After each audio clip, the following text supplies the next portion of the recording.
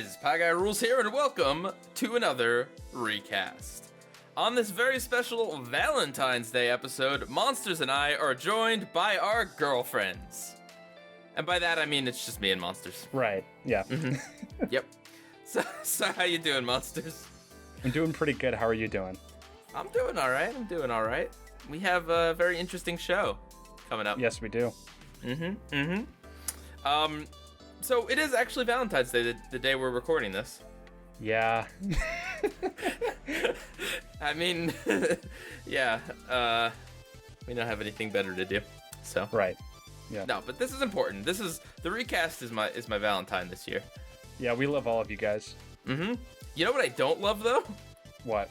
A lot of this news that's coming up. Today's episode is going to be a little weird because, although I am excited to talk about the Rugrats and All Grown Up, I don't even think that's really the main feature. The main feature of this episode of the recast is that Nickelodeon just dropped a very big bomb, and in that it actually did have an upfront, even though it kind of said it wasn't going to. And the news was something. We'll get to it, but we'll definitely It's a State of the Union. Yeah, we'll be dissecting every piece of that. The SpongeBob news in particular, I got opinions on, so stick around for that. That'll be about the middle of the show. But we also do have two Valentine's Rugrats and All Grown Up episodes, which surprisingly poignant to talk about a spin-off in this week. And also on the topic of spin-offs, I have to say the Planet Sheen recast did really well. Yeah, it did do really well. Like that's up there with the first episode, although that one did well over time mostly. But there's also the SpongeBob episode that we did with the Strangler. Yep. The Lion King episode as well, I think, because we did it right about when the Lion King released their trailer. And that was a re-upload. Right, that's true. But if you include the original views as well, that was pretty fast performing. But yeah, so people like the Planet Sheen one, and I'm glad, because I think it really came out well, and I think we really said a lot about the show. I agree. And my Planet Sheen video kind of blew up too. Really? By kind of blew up, I mean it just kind of surpassed 200,000 views. Holy cow, you didn't even tell me this! Really? What? Dude, congrats! Thanks. I mean, it's like, I'm kind of blushing right now because, like, I appreciate all of the support that the video's gotten, but, like, I don't think I've ever had a video with this much attention and this much recognition. I mean, it's kind of fitting because, like, it's probably the most anticipated video I've ever made, but at the same time, I don't think it's, like, my best video. Maybe that's just me giving the impression of being humble. I don't know. I think it's your best video. Thanks. Actually, I think Cartoon Fridays episode number 42 was your best video, but I don't even remember what Cartoon Fridays number 42 was. But, yeah, I appreciate everyone that's checked it out. I really do. I did want to address some of the comments because the comment section of that video is very interesting. There's thousands of comments, literally. And there's a lot of ones that are pleasant, but there's a lot of them that are really weird too. Like, there's a lot of people saying that, like, oh, I'm Captain Obvious for saying Planet Sheen sucks. And it's like saying water is wet, poison is bad for you, and it's a bunch of old news. But to those people, I'd say just watch the video. Like, I'm assuming a lot of people said that it was in their recommended. You know, like how sometimes you'll find video essays in your recommended feed and, like, they won't leave, so you just click on it. Like, I feel like that's what happened to a lot of people, and that's why the video blew up, because I don't know what I did in particular that made it succeed, but I guess I played the algorithm correctly. Well, you hit upon, YouTubers are always trying to look for that, like, pot of gold of, like, here's a piece of content, here's a piece of media that's really bad, but no one's talking about it. You know what I mean? Like, right. You don't want to be 8,000,006th guy that reviews The Room or something.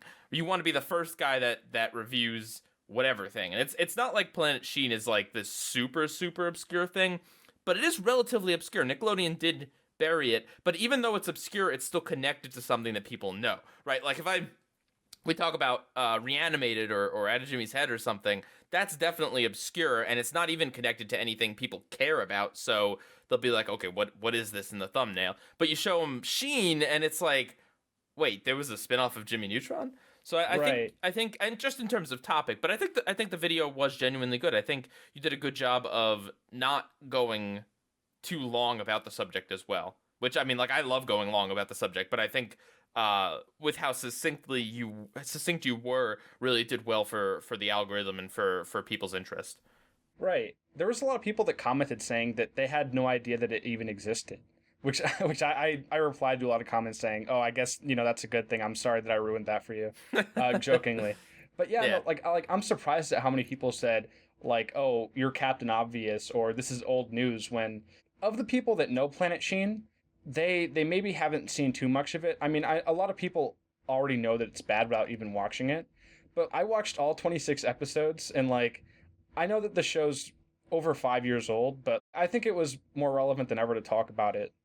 Well, now it certainly is. Yeah, especially now. Cool, man. I'm really glad that blew up for you, man. Thanks. Yeah. Hopefully the recast can too. So what's next for Monsters Review? What can we tease for another half a year?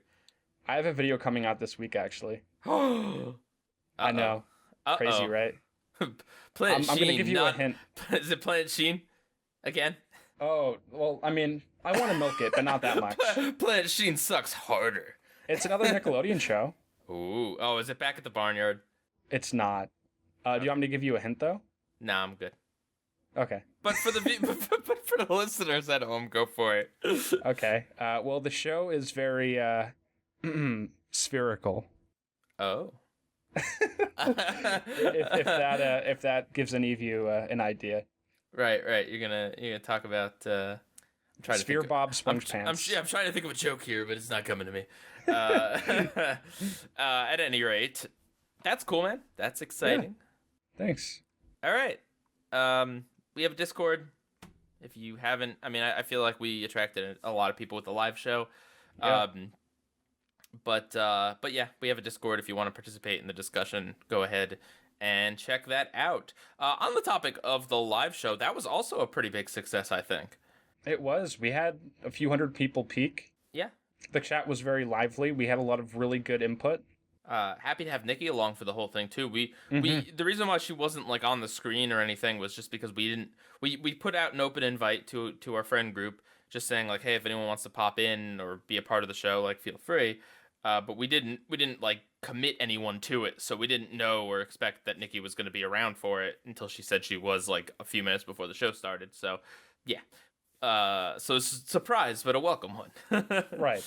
And it definitely helped to have an extra person with us the whole time to read questions and help keep the show going when there were some technical things. But overall, like the only misstep was the trivia game. But I think everything else, the entire show ran very smoothly. Otherwise, we were able to answer a lot of questions. We were looking at both the chat and the Discord. There was like a spammer, but they were gone in about 5 minutes. We were on top of it. So yeah, and on the topic of that trivia game, that was like a last minute idea that we had to put in a live trivia game. So our idea was good. I think a lot of people were really excited about that. Unfortunately, I was not very familiar with what's it called? Kahoot. Kahoot. Yeah, I'd heard of it and I'd used it before, but a while ago. Right. So we didn't quite realize exactly how it worked. We do want to continue that idea, and we'll figure out a way to make it work. With the stream lag especially. I'm sure there are other apps that would let us just like send out a question and it'll display on your phones the actual question. Or alternatively, even if we have to go a little bit more like low tech, we could even just maybe pop the question up on the screen, and we wouldn't necessarily have like a leaderboard, but we could still play along. I don't know. Yeah, we'll figure it out. But we'll definitely figure that out. We're sorry that didn't turn out as good as it could, but in the moment, there's not really anything much we could have done to fix it other than just kind of keep going on with it. So, right. So yeah. All right. Actually, did you have an update on the audio stuff? We do have new episodes up, audio versions on all of our platforms: Anchor, Apple Podcasts, Spotify, Google Podcasts. Yeah, and we're still kind of discussing and trying to figure out how we're going to release in terms of podcast or in terms of audio version once we're caught up. We're probably going to leave it at maybe like a week or two delay. But we'll see. We got to discuss it. Right. All right. So are you ready to move on to what we watched? Sure. I have a few things. So I'll start out with one and then you can do one. How about that? Okay. 'Cause we've never done that before. Yeah. Round robin it. All right, so I saw a movie called The Lego Movie 2, the second part. Ooh. I was one of the few, the proud. Rip. uh, yeah. Unfortunately, the movie's not doing great in theaters. And, I've seen people say that it's like Lego fatigue, and like, I don't buy that reasoning at all. Lego Batman was 2 years ago. Like, we have Marvel movies coming out 3 times a year. We have other superhero movies coming out constantly. We have other trends that happen frequently. Like, it's the point where, technically speaking, there's 3 movies like in continuity with the Lego universe, and then there's also Lego Ninjago. I don't think Right. 4 is enough to have burnout personally, but I mean, maybe other people feel the same. But anyway, I think it's just bad timing, bad. I've seen ads for it, but I haven't seen an aggressive ad campaign going on right now with the Lego Movie 2. Like I think there needs to be, and it's not a great time to release a movie. There's a lot of hype for upcoming movies like Shazam and Captain Endgame, Marvel. Captain Marvel. There's like a lot of other things going on, and it's just kind of, I think it's kind of gotten lost in the shuffle. But at any rate, I won't spoil anything about it. But to give just like a completely like loose review that doesn't touch upon any specific details, the movie is good. Like it's definitely good. It's enjoyable. It has a few elements that the first one did not have, and those elements are pretty good.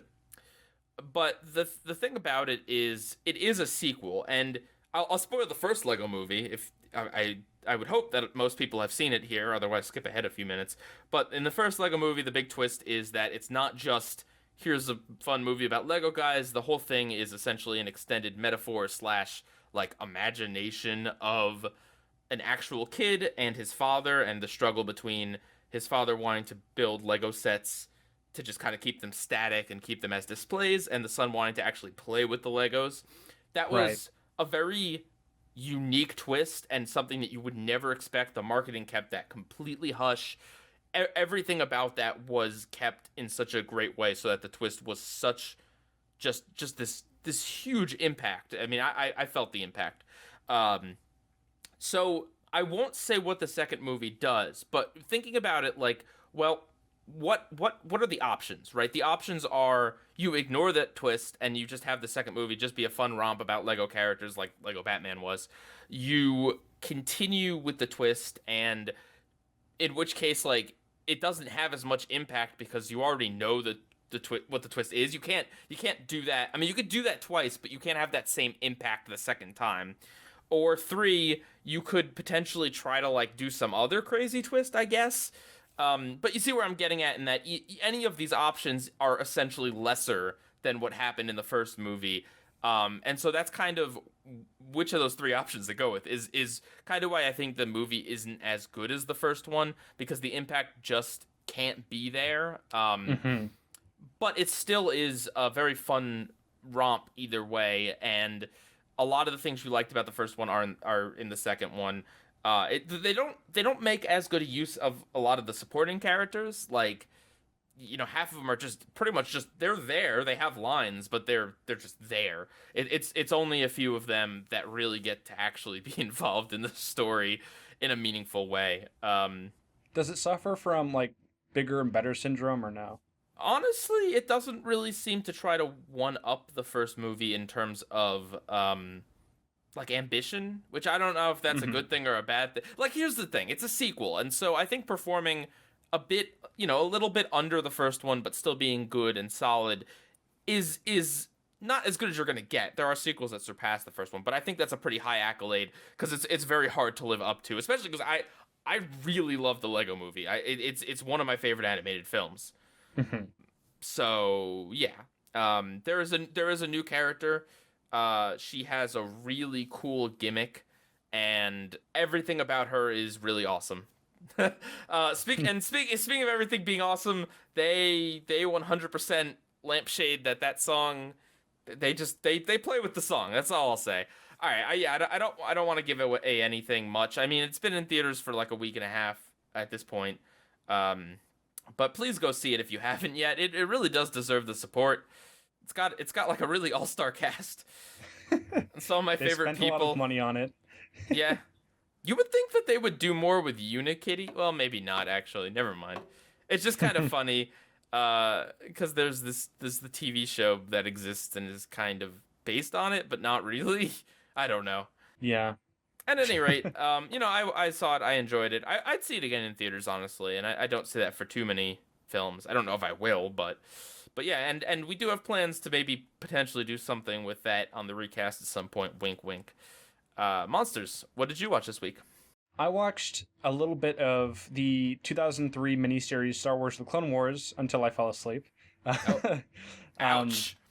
Yeah. Well, no, it wasn't. It wasn't because it was boring and it then in turn made me fall asleep. It was because I was really tired and I just happened to watch that until I fell asleep. Not trying to insult it. People often compare like the miniseries with the 2008 show because they compare they both take place during the Clone Wars, a very important time in Star Wars history. But at the same time, I don't really like that people compare them because one is like a 2-hour miniseries and the other is like a CGI ambitious show with 6 seasons. Monsters. What? We do comparisons like that all the time. I know. And maybe we will cover these someday. But yeah, I mean, both have their strengths and weaknesses. But the 2003 miniseries really has a soft spot with me. Someone made a tweet saying that they love Grievous in this miniseries because before Revenge of the Sith came out, which was the movie that introduced Grievous, this miniseries was airing on Cartoon Network. And this is what initially introduced Grievous. And he's so menacing. He's really tall. He has a cloak. A lot of people said it reminded them of Aku, which makes perfect sense because Genndy Tartakovsky directed this series.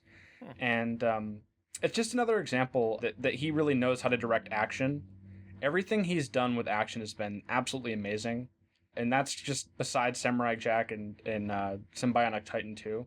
Kind of makes me upset that he's doing Hotel Transylvania because I'd really like to see him do more action stuff. But no, it's a great show. It does a really good job of exploring all different areas of the Clone Wars because, well, the live-action movies mostly focus on the Skywalkers and Anakin and Obi-Wan Kenobi. This miniseries goes into different little side quests, I guess. There's some stories that focus on the clone troopers, some that focus on Anakin and Obi-Wan, some that focus on Yoda and Mace Windu, and some of the lesser-known Jedi as well. So I really like that it tries to kind of provide a really nice overview and cover all different aspects of that time period. Sounds interesting. I've heard good things. Yeah, it's great. I have both of the volumes on DVD, but there's a lot of people that have illegally uploaded it to YouTube. Okay. So I also saw a few things, but I don't know how much. Well, I'll say it. Okay. So I saw Bob's Burgers. Right. I think it was on the live show last week that people asked me what I thought of that show. People ask me sometimes what I think. I honestly think Bob's Burgers is very average. Like it's okay. It's an animated sitcom and it follows all the tropes that animated sitcoms follow. It's got bratty kid characters that have loud mouths and are breakout characters. It's got kind of bumbling husband, although Bob isn't like the idiot dad trope. He's still like the kind of like bumbling, like has to go along with the family, like that trope. Got kind of like loudmouth naggy wife. Like it's got a lot of those tropes, but I will say that when I'm working hard this week and I'm coming home, sometimes I do just want to veg and like kind of put something not amazing or not dense on when I never thought I'd be this person. All right. You understand me now. I and only for like 1 or 2 episodes while I'm eating, not like I'm going to have a binge-a-thon or something. And here's the thing. I don't think Bob's Burgers is awful. I still don't stand for awful TV. Like, I think sitcoms have their place, and I think this kind of lighter stuff does have its place in the world, obviously. But there is still better and worse. Like, Bob's Burgers at least makes me chuckle from time to time and doesn't, it's not really insulting, so that's good. Mm-hmm. And although it does follow some of the trends, it does not, like I said, it doesn't have idiot dad syndrome. So already it's different than like every other Fox-produced animated show that isn't named King of the Hill. Uh, but yeah, I was watching that, and it's just kind of it is like it kind of replaced The Simpsons for me because I would try to do that with The Simpsons. The Simpsons would just make me angry because it's just like, why do you still exist, Simpsons? Why are you still here? I've already seen a story where Bart is a bad child and Homer has to discipline him. Like, yeah, Bob's Burgers, as far as animated sitcoms, as far as sitcoms in general, like, it's okay. It's decent. So, yeah, been watching that. Got anything else? Yeah, there's a show I really like called Documentary Now, or as most people would say, Documentary Now. Thank you. I don't know why I say documentary. Anyway, it's on IFC. Not a lot of people watch IFC. I'm pretty sure it's on Netflix too. Yeah, it is on Netflix. But like most shows, it's not a Netflix original, so the seasons don't end up there until a little bit after they get done airing on the original network.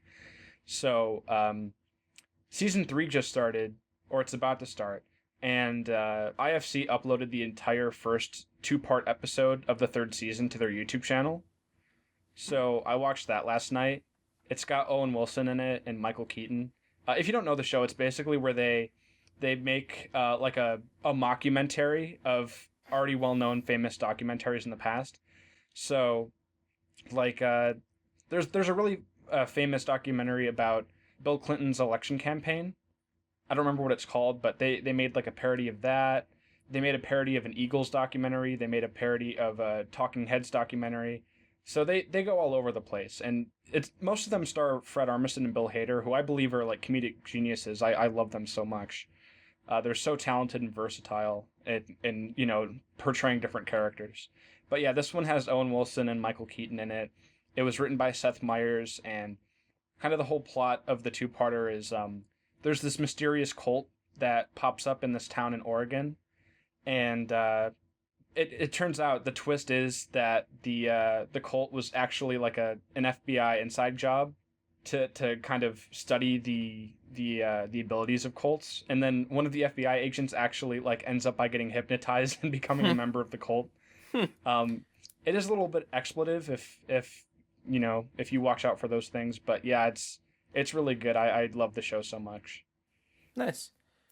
And then the last thing I saw was Ben 10 Ultimate Alien. I started watching because I completed Alien Force, and if I didn't plug it, but since the live recast, it has come out, this debate between me and Kuro about Alien Force Season 3 and how it is very divisive, and I still don't I still think I probably would call it the worst season of Ben 10 that I've seen thus far, but I don't think it's anything close to unwatchable or as bad as Kuro and others say that it is.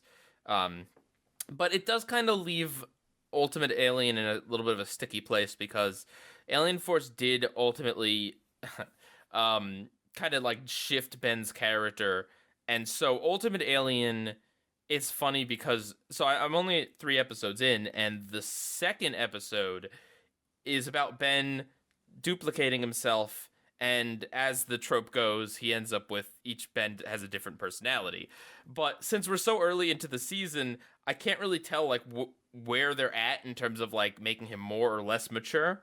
So, right. But it's funny because Ben splits into 3 parts, and one of those parts ends up watching Sumo Slammers the movie, so we don't even get to see that one part. But the 2 parts are essentially like overly mature, super emotional, and like respectful Ben, aka like boring Ben from Alien Force seasons 1 and 2, and then another Ben who's rude and loud and calls himself Ben 10 Classic, which is like super ironic because he calls himself Ben 10 Classic. Yes, but that branding I don't think was around. Like now, Cartoon Network uses it on like Powerpuff Girls Classic. I don't know if they use it on Ben 10 Classic, but that's one of the ways to describe it because you can't just say Ben 10 anymore thanks to the reboot. Right.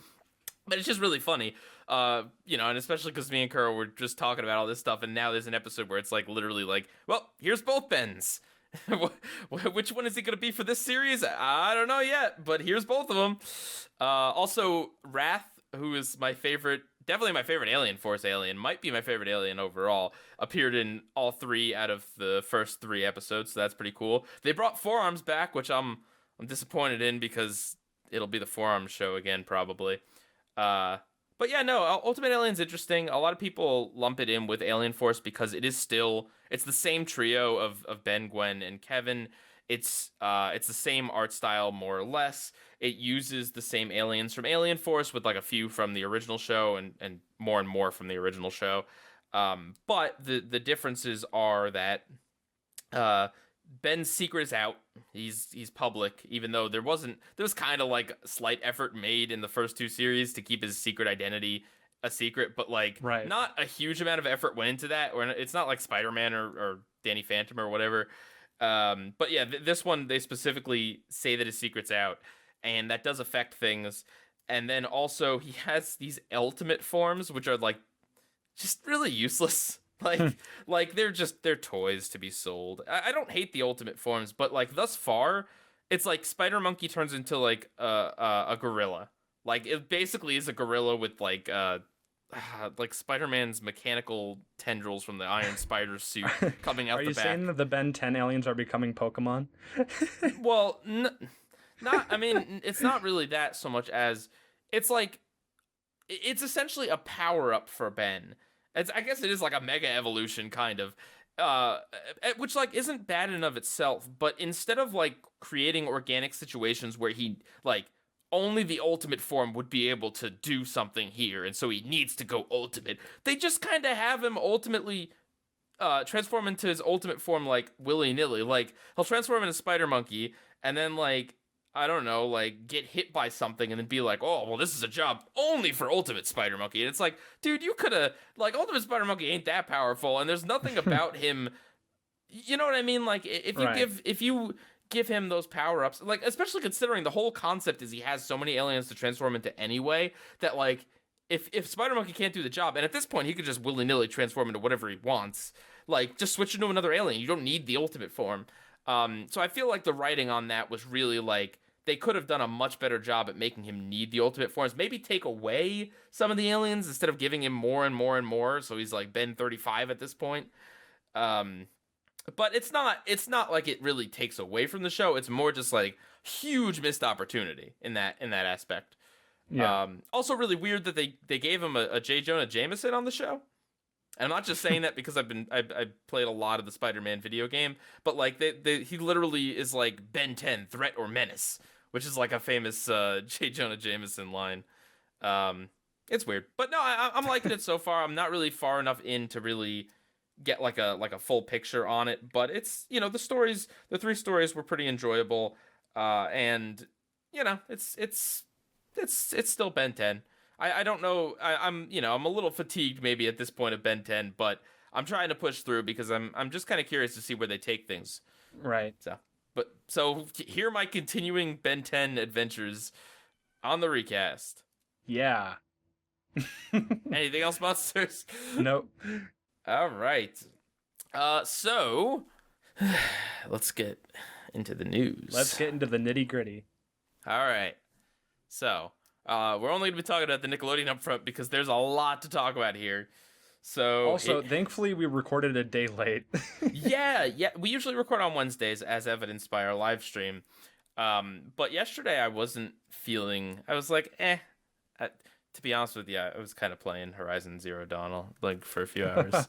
But no, I really wasn't feeling like in the mood to record. So I'm like, hey, Monsters, you free Valentine's Day? Want to make a date? And then he said no. But then I was like, no, I mean, like, let's record the recast. And he was like, oh, okay, yeah. No, but you accommodated. You were like, yeah, let's do it tomorrow. And yeah, good thing that we did, because we really wouldn't have had much news had we recorded the day before. Yeah, we would have been talking about the Frozen 2 trailer. Forget that noise. Who cares about Frozen, am I right? Let it go, America. No, I have never seen Frozen, so I don't really have anything to say on that. So it's good that we're not talking about that. Instead, should we lead with let's lead with SpongeBob. I want to lead with SpongeBob. Yeah. All right, so first up, this was announced a few days ago, or a week ago even. There's going to be a SpongeBob 20th anniversary special. That's not entirely surprising. There was a 10th special, as you all know. That is Truth or Square. Yep. And Yeah, so it's not really surprising they were going to do something for it, but they said it was an hour long. So, yeah, and it's going to be a birthday-themed episode, which is interesting. So that's, that's something. I'm just any SpongeBob thing that is over 22 minutes. Honestly, any SpongeBob thing that's over 11 minutes, I'm instantly wary of, because SpongeBob is not the kind of show, the writers are not, like, they don't write the kind of stories that are suited to 44-minute episodes. They every so often they can pull off a 22-minute one, but even that's rather spotty. And their track record on 44 minutes, in my book, is 0 out of 2. So, yeah, not really excited for that. But I mean, hey, at least they're starting with a decent idea. I don't know. But yeah, I can't force myself to be excited about that. But that's not like a huge bombshell or anything. What is, though, is there's gonna be spin-offs. Plural. Well, yeah, more than that. Spin-offs, specials, potentially feature films. Well, there already is feature films, but yes. Well, feature film spin-offs, yeah. Oh, God. So they were pretty vague on this point, unless there's something I missed. Also, shout out to Nick and Moore for, like, providing all this information in, like, tweet form to really help people kind of get caught up in the Spark Notes, or not the Spark Notes, but the important pieces of information in all these news articles. Right. Thank you so much, dude, for doing all that you do. But thank you, Nick and Moore. Unless there was something I didn't see, they were vague on this, right? Yeah. Like, they said plans are in place to expand the SpongeBob SquarePants universe, with spin-offs focused on the core characters into formats such as new series, specials, and feature-length movies. Now, okay, there's honestly a lot to unpack here, but I wanna say the first thing that came to my mind, and what I tweeted about is, I'm not interested in putting words in the mouth of a man who has passed away that I didn't know at all. But from everything that I've seen and read, Steven Hillenburg, he wanted a certain level of integrity in the series. He never allowed the show to cross over with any other show aside from Big Time Rush. Right, he never did that. There's a story about him being, like, not upset, but being like, I don't know, there was a gumball machine with SpongeBob branding, and he kind of, I don't know, I think he had kind of like a, like, maybe my reach has gone too far, moment. Right. He wanted to end the show after the first movie. Like, that is a fact. He didn't push super hard for it, or Nickelodeon just overturned him, or whatever happened. But he's always kind of seemed someone that cared somewhat about the integrity of the show. Like, he never wanted Pearl's mother to be revealed. He felt like that was just a thing that was, I don't know whether this, actually, I think this was pretty early on, that he just never wanted answered. And I think that's for the best, because at this point, anything would feel fan fiction-y, really. But yeah, he always kind of had these certain things, and he's been involved in production. He was, up until his last days, heavily involved in production of the show. I mean, he came back to the show, is what I'm saying. Right. But the fact that this announcement happens mere months after Hillenburg passed really screams, Hillenburg didn't want to do this, and now that he's gone, we're going to do this. And it might have been his idea. I don't know. I'm not trying to say that I know.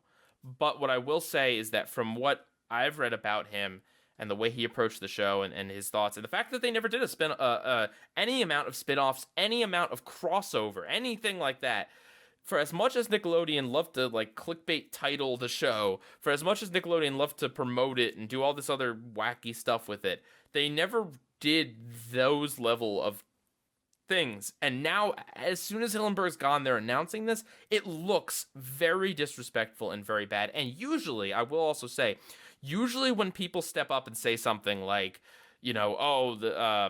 Hillenburg wouldn't have wanted this for the show or whatever, usually one of the producers on the show on Twitter will be like, actually, Hillenburg was in support of this. Like, usually they say those things, and I hadn't seen anything yet. Now, that doesn't mean, again, Hillenburg could have been a part of the planning process.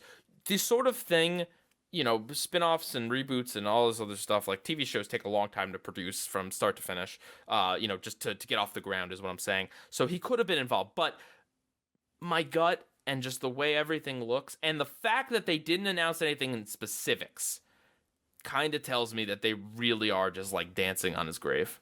Yeah, no, they're trying to seize every opportunity they can to really branch out SpongeBob and make as much money as possible on the franchise. Mark my words, there's going to be a Pearl and Squidina high school drama. Well, yeah. So like, here's the thing. Like, if it was like we're announcing, it's Patrick, the rocky years or the early years or whatever. I don't know, whatever. And someone suggested Mr. Krabs in the Navy. Well, we'll get to ideas and speculation. But if they had announced something in particular, then I would feel a little more safe or confident or feel a little more reassured that, like, okay, Hillenburg had to have approved this or had to have at least been okay with it at some point, because this stuff doesn't come out of nowhere. But the fact that they were so vague, that's what really stings. And again, if a producer, if someone comes forward and says, actually, Hillenburg was on board with this or anything like that, I would 100% retract this statement. I am not trying to say that I know what he wanted 100% or that, I'm confident, but it just, everything about the way it looks and the way it sounds, it's very much just so disrespectful. Like, like above anything else, just the fact that this is this man's creation and his legacy, and as soon as he's gone, now we're gonna do all sorts of shenanigans. That's He was a very humble guy. He was very reserved. He didn't want SpongeBob to be this big thing. It was his little creation, and I think you're right in saying that once he realized that, oh, I got this big theatrical movie, it hit the peak. He was like, I think my time is done here. And I'd be willing to bet that in whatever agreement he had with Nickelodeon to continue the series on, I bet you that his agreement had stipulations in place. Yeah. Like, I don't know whether a contract or not, but just, things saying like, all right, well, listen, I may not want the series to continue forward, but I respect you and the team. And if they're going to continue doing it, just honor my wishes and don't reveal Pearl's mother. Don't, cross over the show. Don't do a million spin-offs, whatever. But again, this is all just speculation on the part of someone who's no longer with us, unfortunately. Yeah. Okay. With that out of the way, can I just say this is awful. This is just, I was like legitimately offended on the level of disrespecting Hillenburg, but just on the level of as a viewer of entertainment, as someone who has been watching and critical of SpongeBob for most of my life at this point. Well, I guess about half of my life. Shall I say, like, the SpongeBob universe itself has amazing world building. Like, no, it doesn't. No, it doesn't. What do you mean? It's so realized. Like, I know Bikini Bottom inside and out. The locations, like the geography of that changes by episode. Well, not the geography, but just like certain landmarks and how it looks. That's not world building. What is? Okay, whatever. No, because this is important. I mean, I'm not trying to make you feel bad, but just right. This is important. SpongeBob, I mean, it developed what it developed about Bikini Bottom.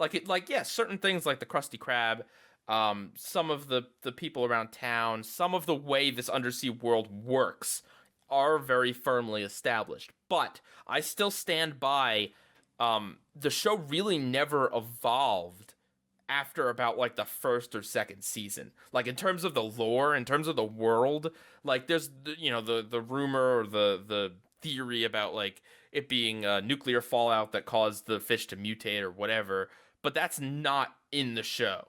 Like, beyond. No, that's what I was getting to. Like, Bikini Bottom itself is pretty contained, and really you'll only find that in certain specials or like movies or big events they'll go beyond Bikini Bottom and try to explore new things. Right. Like Atlantis Where Pantis or in the SpongeBob movies. So I don't like the prospect of them trying to expand it more, because I like the fact that Bikini Bottom is well established and very contained. But it's only as established as SpongeBob's world goes. It begins and ends with SpongeBob. SpongeBob's in every episode. He's literally in every episode. Even when he doesn't do anything, even when it's only a cameo at the end, he's in every episode unless they change something. And don't you come at me with the algae's always greener, because that's still SpongeBob. No, but like, it's such a stupid idea, like, to spin off, because nothing about the world is established beyond SpongeBob himself. And I mean, this isn't like a rich world like The Simpsons. If you were to tell me they're going to do a Simpsons spinoff, I mean, I would be like, God, do we need more Simpsons in the world? But at least I would say, okay, well, if you want to do a show about, like, I don't know, Moe or about Principal Skinner or something, I don't think those would be good ideas. But at least those characters and the way their relationships with other characters work, and their locales, and like a lot of their character is built and defined and has been fleshed out over the series, so you could reasonably do that, you know. Again, I don't think it'd be good, but at least it would like make somewhat sense. These are characters that are developed enough that you could, and those characters have had Spotlight episodes. But with SpongeBob, they only started doing Spotlight episodes like 2 seasons ago. Like, literally season 9 was the first time a character that wasn't like one of the main 7, or I don't know, Mermaid Man and Barnacle Boy, got a protagonist spot. Right. I mean, I know what they're thinking. They're thinking money. That's it. That's literally exactly it. Yeah. And of characters, Viacom's tanking. They need to seize more opportunities. Yeah, but like, I think about this, of characters. Who? Give me who. The only character that could like, look, you could do Sandy in Texas. I mean, I wouldn't. I think reasonably that's something they could do, because like Sandy's visiting Texas again, or Sandy's life before coming to Bikini Bottom, because then you could say, okay, well, here's what the above sea life is like inside this giant tree where Sandy and her family lives in Texas. You could do that. Again, I'm not saying that'd be great, but at least that's been established enough that that's something to build off of. But like, who else? You could do Mr. Krabs in the Navy, but I don't know that they would. Like, I don't know that Mr. Krabs he's been Flanderized so far that, like, I don't know, you know, would it just be money jokes? Like, yeah. I mean, who else? What are you gonna do, a Gary show? I know who else. I know exactly who else. The dude Patrick. That's it. People, I know you and other people joked about Planet Patrick, but like, no joke. That's the first thing that comes to mind, because I don't know, because they love using Patrick, and because Patrick is like the marketable character, quote unquote, because herdy-dur, stupid is funny. Right. Like I said, though, I would not be surprised if there was a Squidina and Pearl high school drama. Like, I think that Squidward would make an interesting protagonist, but I don't think that would be what their target audience is going for or wanting. You know what I mean? Like a Squidward show where he's just kind of like just a sad sack that, right, you know, wanders into these situations he doesn't want to be a part of, or whatever, like this. Gets crapped on. Well, right. But yeah, like, I think he'd make an interesting protagonist if the show was a little more not adult, but just a little less, I don't know. If they weren't aiming for a young demographic, which is what Nickelodeon wants to do with this sort of thing. But yeah, like, there's literally not enough characters on the show to do this with. There's only like 15 characters of prominence, like, in the entire series. Like, I promise you, it's about that long. And if you include like the anchor fish, you know, on the news, like, that's as deep as, like, it's just, SpongeBob was never designed to be this. It was never designed to be a show that goes on this long with so many episodes, and it was sure as heck never designed to have multiple spin-offs. Can we quickly bring up, is it true that Plankton and Karen are having a child? Are the allegations true? I don't know. That's what someone tweeted me. And from what I understand, it seems like it's a publicity thing that probably is just for an episode. Might even be like some sort of weird mislead. The next poof, maybe? No. I'm saying exactly the opposite of that. I don't think that they'd add a character. Yeah. I think it'd be like Spot or whatever, in that, you know, maybe he has a return appearance. But maybe there could be like a Plankton spinoff. It's probably more like, I don't know, someone creates a robot toy and Karen thinks it's her kid or so. That's how SpongeBob is. Like, SpongeBob is not. Yeah. At any rate, I mean, I don't know. I guess I'd watch a Plankton-based show, maybe. Like, but like, what what does this mean? But like, okay, so here's the thing. My best guess, when they say spin-offs, when they say this, well, my first guess is that they don't actually have anything concrete and they just want to say something that they know will get them, like, their investors interested. Like, because again, they would have maybe said something more concrete if, like, you know, Planet Patrick was at past development stage. Yeah. Right, because I mean, spin-offs could literally they could open up a SpongeBob roller coaster and be like, yeah, that's the spin-off. Like they don't have to commit to anything at this point. This is just good PR. But I do think they are soulless enough to try something, and I would guess probably like mini series about these characters. Like not a full show where like let's take Patrick out of SpongeBob and make an entire show about him. I think it'd be like, let's do one season of the Patrick show while Patrick is still alongside SpongeBob on SpongeBob. Like, that's what I think they do. And essentially, it's just a way to cheat out more SpongeBob episodes in a year. Well, don't forget feature-length movies and specials, too. Feature-length movies. Right. Yeah, the SpongeBob cinematic universe. Here we go. Yeah, and I was thinking there's the chance that maybe they could create a whole slew of new characters, but they say that focus on core characters. So I think more than anything else, they're going to stick with already established core characters as the protagonists and maybe introduce new side characters to supplement the already side characters in these spin-offs. Does that make sense? Yeah, this is just, it's so stupid. It's so like, anyone that's enjoying SpongeBob right now, like that's great, man. Like I'm really happy that you're getting something out of the show. But for me, it really is just a matter of just please end it. Just please, just stop. Like SpongeBob has had enough. Already. It's had enough market share in the world, and it's only going to go down. I mean, like, look, it hit a peak. It's not going to go up. I really don't think. You know, it's like the Pokemon anime, where like, yeah, it's still popular enough, it still has its viewers, but it's like Pokemon hit a peak in like the late 90s or like the early 2000s, and the fad is there, and then everything else, and then it doesn't get that peak again. I don't know that Pokemon's a great example, because that show that's running as long as SpongeBob is, although it has significantly more episodes. Baylor at SuperGoose187 replied to one of my tweets about this, and they said, sounds like we're entering all grown up phase. Nickelodeon tends to milk a property extra hard before it finally dies. And I mean, this ties in perfectly with what we're talking about today. The main focus here with All Grown Up and Rugrats. Like it ended up being a lot more relevant than we ever thought it would be. But like, they have a very good point, because Rugrats was very popular, and then Nickelodeon decided to make All Grown Up, Tales from the Crib, Angelica and Susie Preschool Days, and have the original show run for like 12 years. Like it was popular, and then it just really, like, they stretched themselves thin, and then it was gone. Like, that's what I always tell people. Like, SpongeBob will always have an impact. Like, I think people will remember SpongeBob, but big fads that have gone on for a long, long time, people are ready to jump onto the next thing. You know what I mean? Like, yeah. So if you think that SpongeBob is an empire that's too big to fail, that's not true. Like, it really isn't. Because it did happen with Rugrats. Now, Rugrats is not as popular or ubiquitous as SpongeBob is today. Not in its heyday, but it was very. It did have a lot of market share in terms of recognizable cartoons, in terms of popularity, in terms of impact, in terms of people quoting it, I guess. I don't know. You're a liar and a thief, McNulty.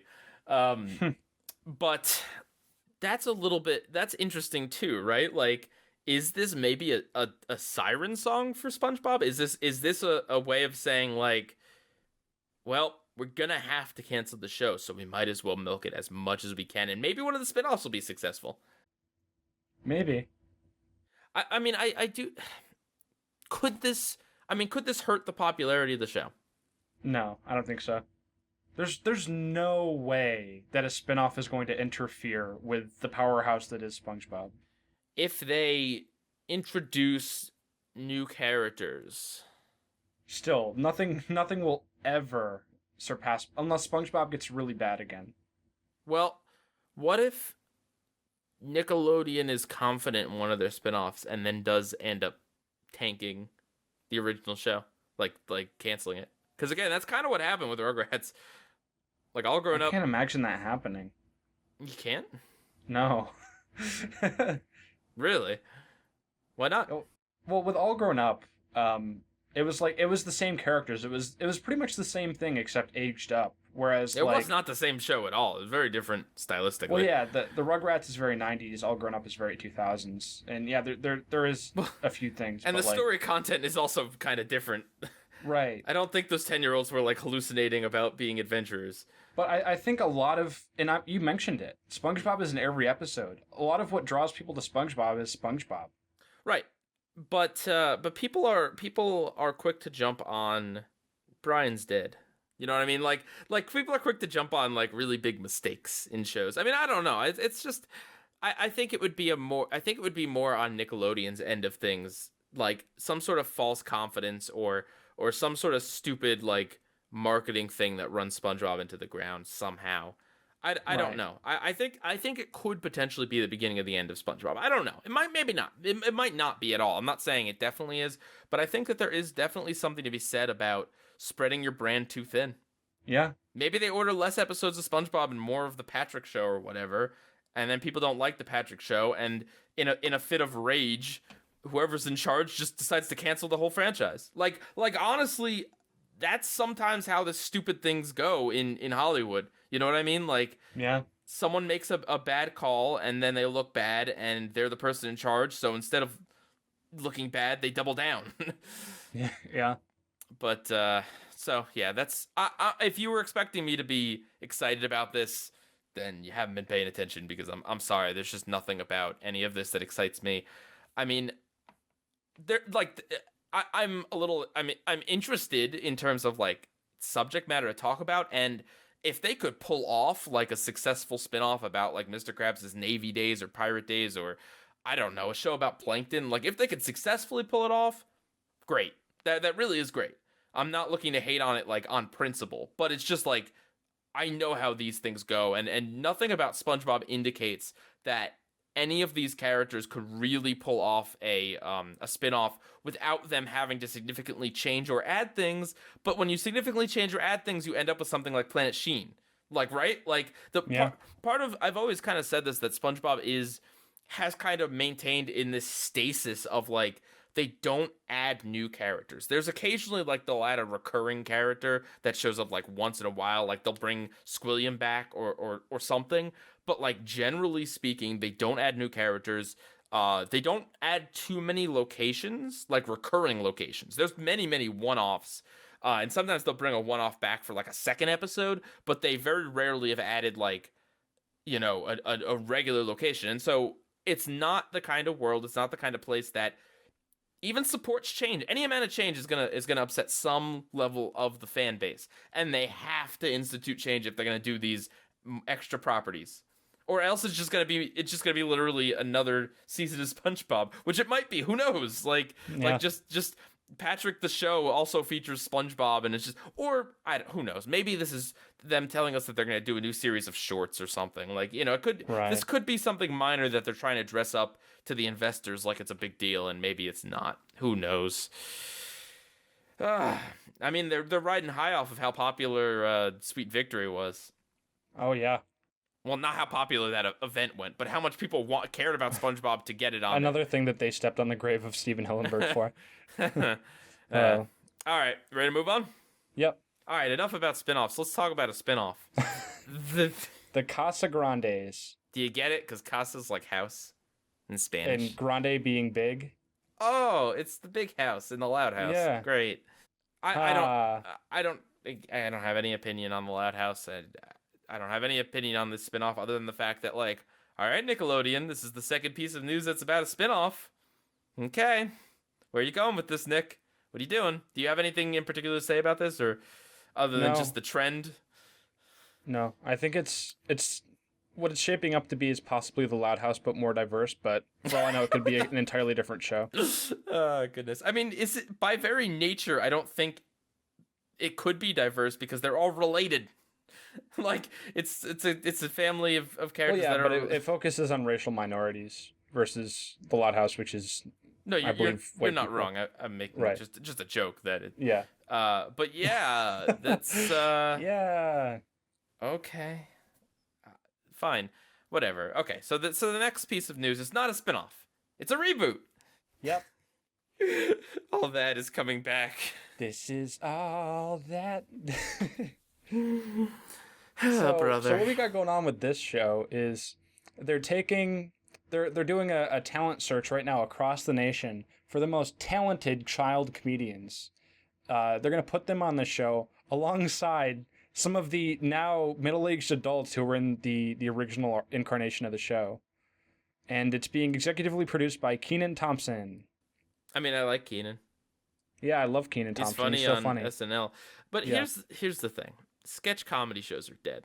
Like SNL has survived because it is like an institution, right? Like SNL is the sketch comedy show that like ate up all the other sketch comedy shows. And even that, like, depending on who you ask, is trash or not trash.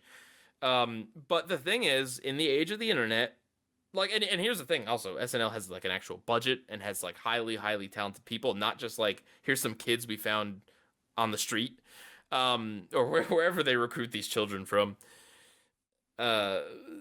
So what I'm saying is, if I want to watch kids participate in sketches that are probably kind of cringy, I'd watch YouTube. Like, Yeah.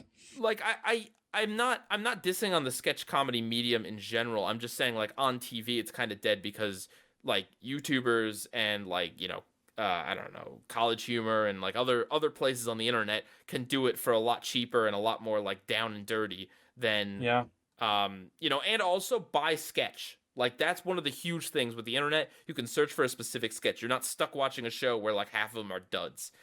And yeah, like, again, I like all that for like nostalgic reasons, and I think that it like did okay for the time, but I don't think that it's The humor hasn't aged well, in my opinion. no, it's a lot of very simple jokes, and that's it, and like breaking stuff, like they like to do that.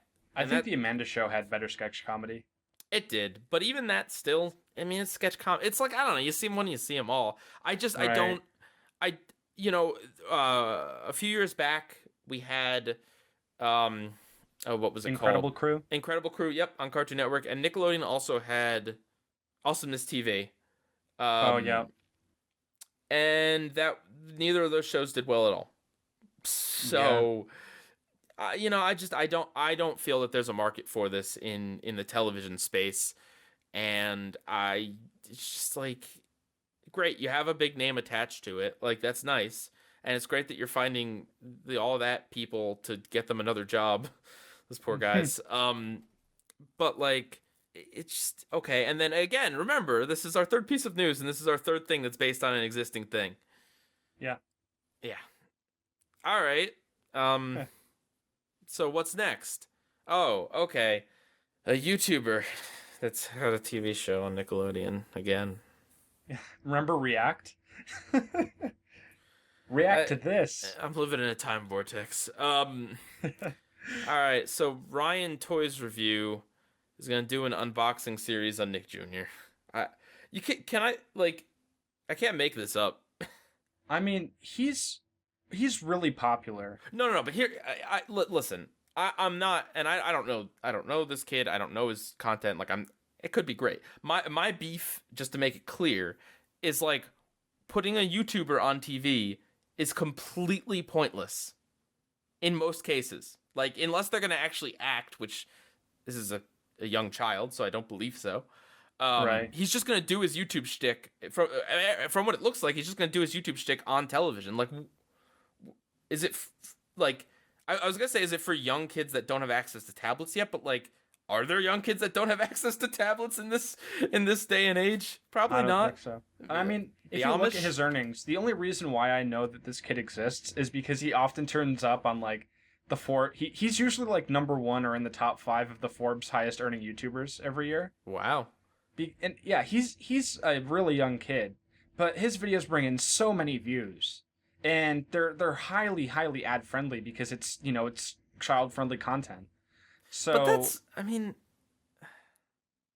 what what does that say about the leadership at Nickelodeon? This new wonderful leadership that I'm definitely loving after this upfront. What does it say about them when they resort to literally taking an idea from a child? well, I think it was his parents' ideas because his parents like run the whole YouTube channel and do the editing and the camera work and everything.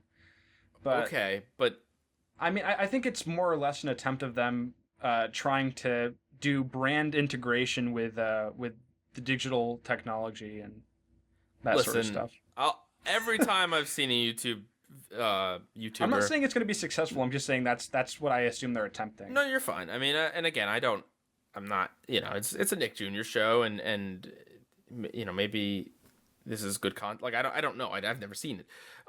But it's just kind of like every time I've seen a YouTuber make a TV show version of their, or a movie, honestly, anything beyond just YouTube, it ends up just being a worse version of the YouTube videos that I could have watched for free anytime I want. Yeah. Like, has there ever been one that improved it?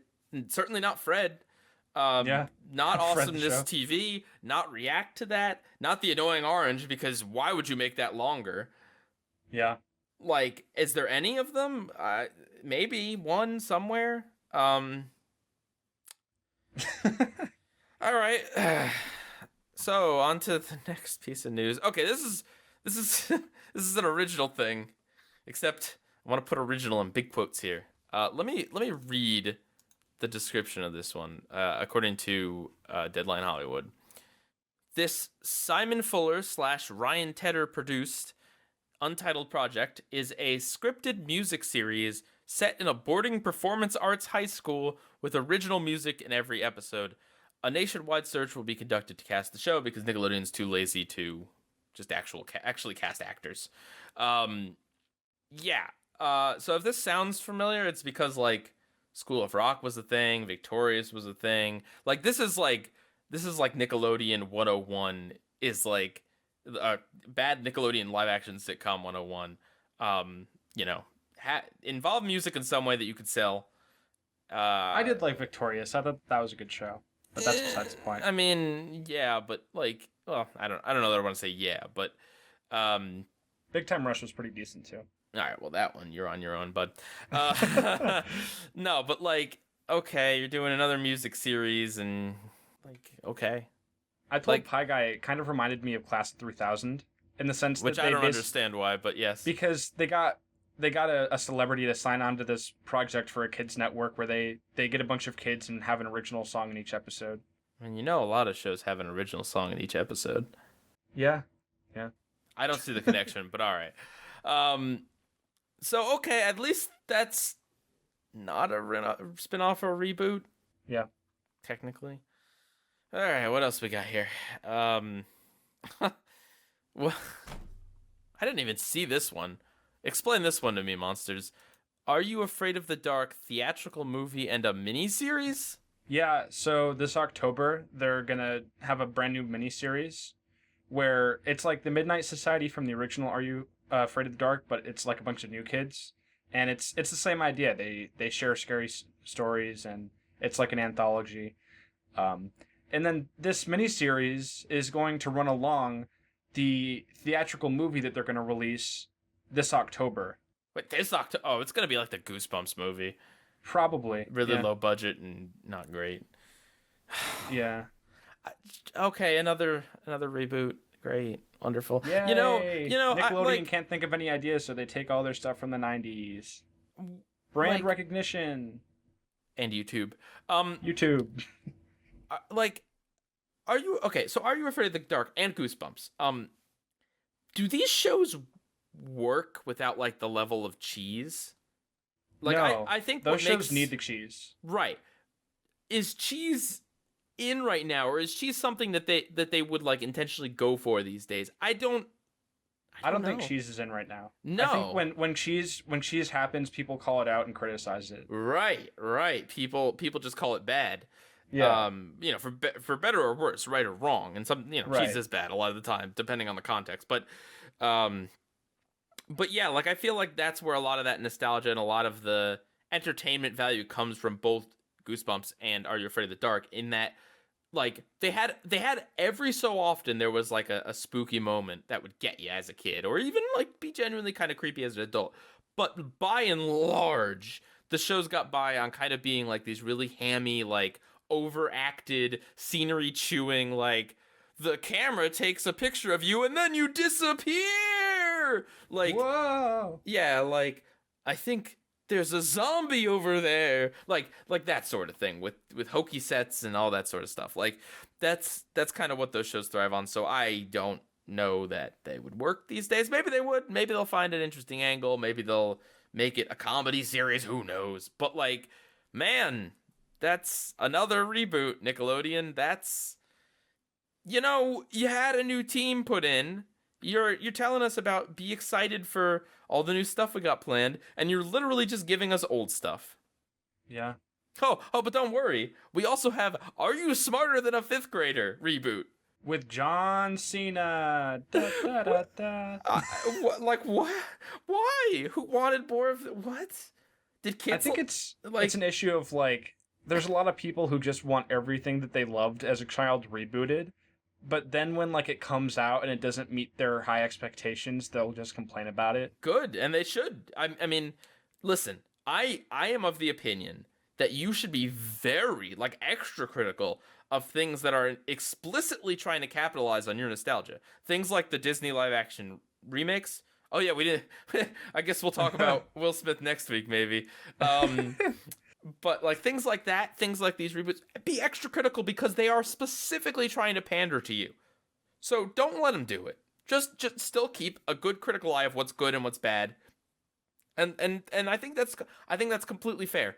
We are not talking about creators struggling and trying to create something new and beautiful and artistic and something that means something personal to them. We're not. We're dealing with people who want to make more money by capitalizing on something, and that can be, honestly, it can produce great things. It really can. You know, I haven't seen it, but a lot of people really like the Samurai Jack season. Sometimes it can bring something back, and it is just as good, or at least still solid, like you remember it. But in the overwhelming majority of cases, it's either like lukewarm, in which case they still got your money because you're interested. So that's what, you know, that's all they care about, or terrible, and you should be critical of it. But yeah, Are You Smarter Than a Fifth Grader? Like, I don't know. It's a game show. Like, there's not like a shelf life on game shows, and maybe it was popular with kids because they got to show those adults that their useless geography knowledge is important. Seems like they're trying to ramp up on game shows too. They just renewed Double Dare for a second season as well. That's the new Double Dare. That's a reboot. Yeah. Also, oh god, this one's really like. Oh no. The Substitute.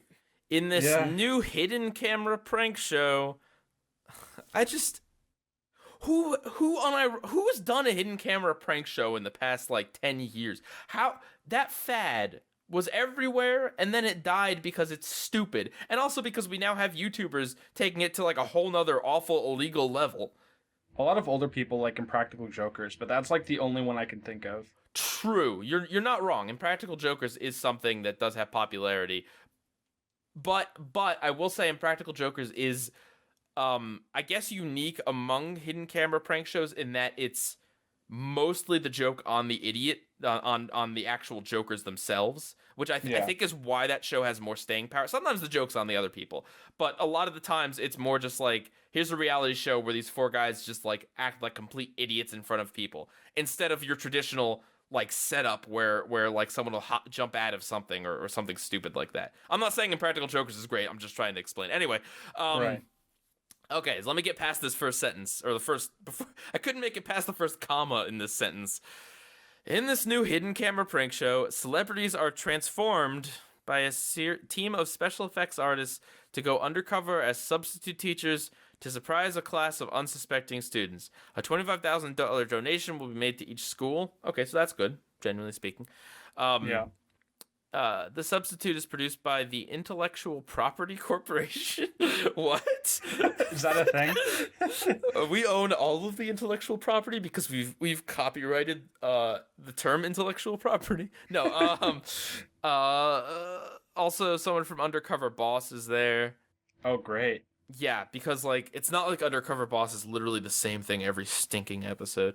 Yeah, this won't last. Whatever this is, it'll run for a season for like a month or two and then be done. It's just like how is this a concept that could last even more than one episode? Like I swear, whoever came up with this idea must have seen that YouTube video from like last summer where like the pizza reviewer guy goes out with a bunch of celebrities on the street and gets like some random girl to like chime in and be a part of the reviews, and she doesn't recognize any of the celebrities, but she recognizes the YouTuber. Like I swear someone saw that. Oh yeah. And it's like, oh man, people probably wouldn't even recognize a celebrity if they were right in front of them. Well, yeah, and that Masked Singer show is really popular right now too, where the celebrities go in costumes and then they sing and then they get revealed at the end. Have you heard about that? Yeah, I have. Yeah. I also forgot to mention, I'm pretty sure Nickelodeon has a show with Dude Perfect right now, who are also YouTubers. Yep. Yeah. Just okay. But we're not done there. A talent show. No, you're kidding. I didn't see this one either. You're joking with America's most musical family. I intentionally didn't look at all of this information because I wanted to be surprised. Wait, what? America?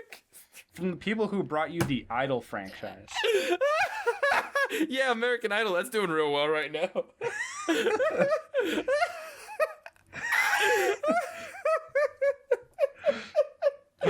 I just This brand new competition series follows the nationwide search for the most talented family in America. Man, Nickelodeon's really going all over the nation for their new content.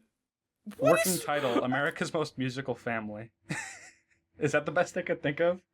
Nickelodeon, all you had to do was something like Netflix did, where they reached out to like 6 influential, talented people in the animation industry and said, let's develop a show with each one of you. Here's the initiative. Here's our new wave of animated shows. All they had to do was say, let's create some new animation and let's get some talented people behind it so we can guarantee, or, you know, as well as we can, that it's going to be good and solid. Who is asking for this stuff? How many animated series are mentioned here? There's the reboot, or there's the spinoff of The Loud House. There's Teenage Mutant Ninja Turtles. Oh wait, no, no. Rise of the Teenage Mutant Ninja Turtles. No, that's not even an announcement. They're announcing that there's a movie for Netflix. They're not even that's not a new show. That's not a new show. It's not. Relatively new, but it's not. It's already out. It's been out. Right. They're announcing season 2 is coming out. Like literally, they didn't announce any new shows other than the Loud House spinoff. New animated shows. Is this Nickelodeon now? Maybe they don't care. Maybe it's SpongeBob and Loud House are animation, and everything else is weird, awful mishmash of fads that died years ago. I have a strong feeling that a lot of this isn't going to last. It really does seem like they're throwing a lot at the wall and going to see what sticks, if any of it does stick. And to be fair, Nickelodeon has done that like a lot in the past. Anyone remember that dance studio show where they had like for... Oh, Janet Jackson, yeah. For she like was a on month. One of the episodes. Yeah, like I don't know. We're not done here. So yeah, there's the movie, Teenage Mutant Ninja Turtle movie coming to Netflix. Great, cool. When I see that Nickelodeon is developing a movie that they're gonna put on Netflix, to me that just screams like, well, we want to do a movie, but we want to cheap out and not actually have a film budget, so Netflix instead, I guess. That's what it screams to me. I mean, right? Like you can get away with a lower budget on Netflix. No one will call you out for it.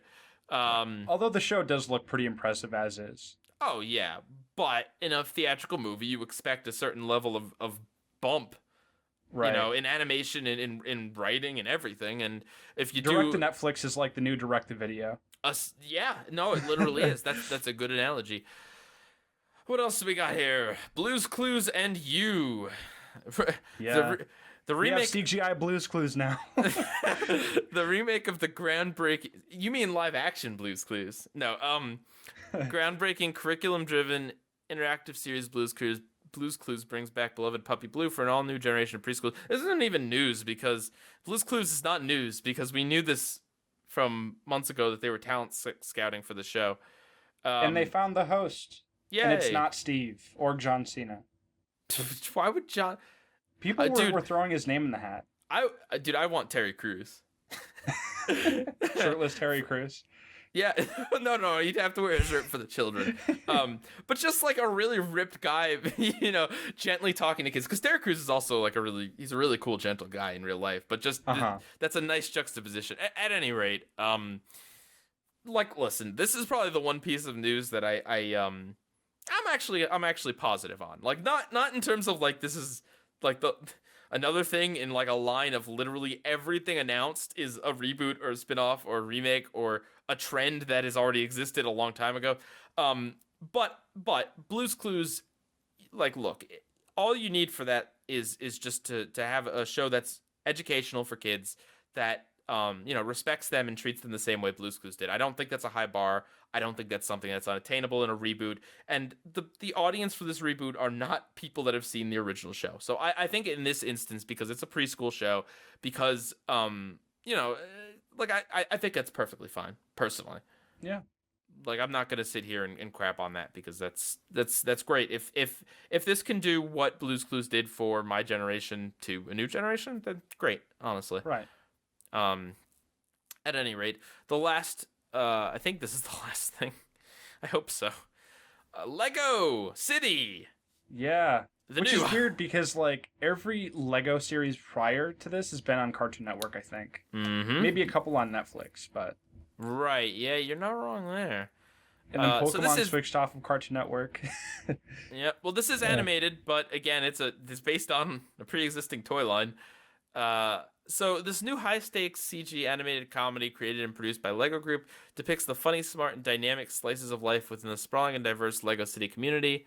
Set to debut this year, series follows intertwining paths of the city's everyday heroes as they work together to stop a mysterious master criminal who begins to wreak havoc on their town. This reminds me of a PC game I had a while ago. I feel like this idea, like the idea of having a Lego City series, has been requested for a long time, but like they didn't make it until now, because like just thinking about it from a surface level standpoint, there's so much you could do with the Lego City. Right. And in those Lego City advertisements they had, it was like a bustling metropolis. It's like there's endless possibilities. So it just makes sense that they're doing this now. Yeah, I will also reserve. It's funny that these are like the last two things announced, and these are the things that I'm probably the most positive on. I will reserve judgment. Like this concept, it's not really enough to tell me, I don't know, to even give me an inkling as to whether or not it's gonna be good or interesting or whatever. Like I don't know. You know what I mean? Like I can imagine it in my head, and I can imagine it being garbage, and I can imagine it being good. Like, yeah. It's not like none of those outcomes would surprise me. So I mean, yes, technically, like this is one of their more original ideas, even though it's based upon a toy line, and it may or may not have. It probably doesn't have anything to do like writing team wise or anything with the Lego Movie, Lego Batman, or Lego Movie 2. Oh yeah, I doubt it. But it's certainly gonna capitalize on the fact that that's a hot topic. Maybe it'll be canceled after low viewership on Lego Movie 2. Oh no. Set to debut this year. Lol, JK. So there's one more thing we have to touch on, but before we do that, just to sum up, like just to briefly, okay. So SpongeBob is going to be milked as mercilessly as possible. There's a Loud House spinoff that exists that looks to be exactly the same premise, but with other people. There's an All That reboot. A YouTuber that unboxes things is getting a TV show. There's going to be a music TV show about kids in a performing arts school, blah, blah, blah, blah, blah. Are You Afraid of the Dark? Theatrical movie and miniseries. Are You Smarter Than a Fifth Grader? They're rebooting a game show that's not even like that old. They're doing a prank show. They're doing a talent show. They got CG Blue's Clues reboot. Lego City. Rise of the TMNT Netflix movie. We didn't even mention it. Paddington exists. Yeah. Which, I don't know if you know this, but Paddington is based off of a thing. Yeah. It's based off of, I believe, a book like series. Like a British novel. Yeah. Which was, I don't know if you'd call it a novel. It's like a kid's book. Right. And turned into movies. So, yeah, literally all of it. All of it is non-original. There's not one thing on this list that's a new idea in any way. How Go sad. Nickelodeon. How, honestly, like, I'm not saying this to just be like a shock jock or like be hateful or anything, but just like, sad. Like, this is really sad news. I personally, I think, like, honestly, it's kind of crazy that once they got rid of a lot of the management that you think were the ones making these decisions, they still come up with these decisions. Yeah. And to cap it all off, we're gonna talk about the last piece of news is actually something that wasn't news. We're gonna talk about what they didn't talk about, which is the most interesting thing of all of this. Is what they okay. So you mentioned it, and someone must have pointed this out. Right. The stuff that they didn't mention were all things that were announced before Sima stepped down. Yeah. Before the changing of the old guard to the new guard. And those things being Rocko's Modern Life TV movie, Static Cling, Into the Florpus, the Invader Zim TV movie, all the stuff going on with the Rugrats, the movie and the TV show. Mm-hmm. And as well as the what was that, Glitch Text? Oh, yeah. That wasn't mentioned at all. I mean, that's in a messy situation. I don't even know. They did release an intro. We did have something a few weeks ago, but they didn't mention it here again, as far as I know. Because of the way they do these things, it's like you read it on various different news outlets, and some of them don't always get the right information or the full information. So maybe Nickelodeon said something that didn't get transcribed or whatever. I don't think it was in the press release. But yeah, no. So. And yeah, so like they do have some original stuff coming, like that Glitch Text, but they didn't want to talk about it. And on top of that, like this really, I mean, a lot about this news really gets me.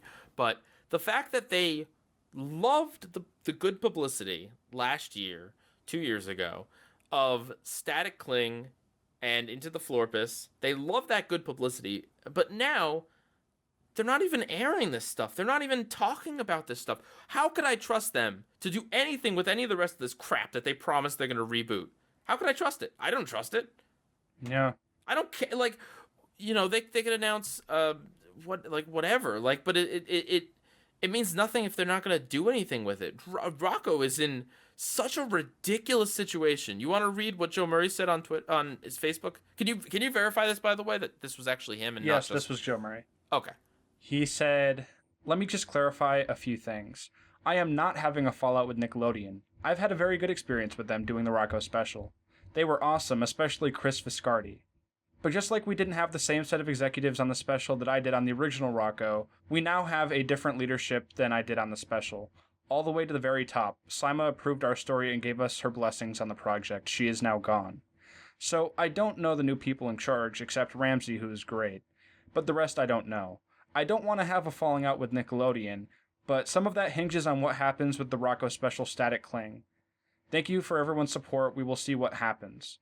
The Rocko special has an edge to it, but it has a great message. I can't imagine why Nickelodeon would shy away from it at this point, but you never know. They may think it's more streaming material, but we totally stayed true to the spirit of what the show was in the 90s. Just not sure the Nick of the 90s is the Nick of now. I'm just keeping my hopes up that Nickelodeon will step up." That's a very respectful statement from him. Yeah. Applause to Joe Murray. Yeah, no, that's pretty restrained. If I put my heart and my passion into, like, that is, like, Rocko is his, what figure of speech am I looking for? Baby. It's his baby. Yeah.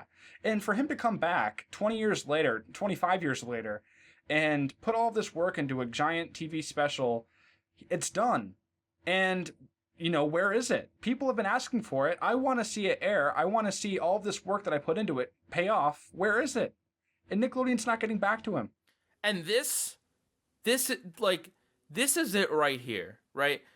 You can throw all your stupid new ideas at the wall, Nickelodeon, but at the end of the day, you need animation. You need original animation, and you need strong creators, and you need to stop upsetting people like C.H.